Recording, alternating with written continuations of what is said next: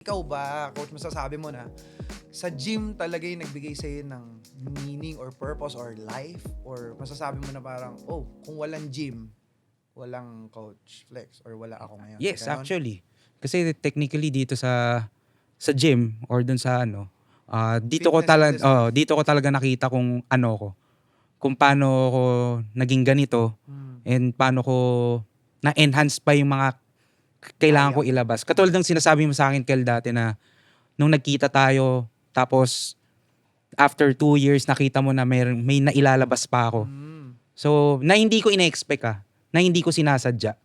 So, malaking bagay siya na nailabas ko yung mga skills na pwede kong Yun, gawin. hinihintay ko kung ano yung nilabas mo eh. Parang, kasi parang, ano kaya yung Ang dami, nilabas? di ba? Ano kaya yung nilabas? Parang ang dami niya nang nilabas.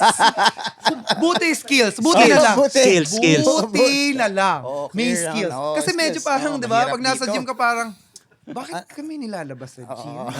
Bukod sa pawis. Di ba? Okay. Yung skills. Okay. Skills.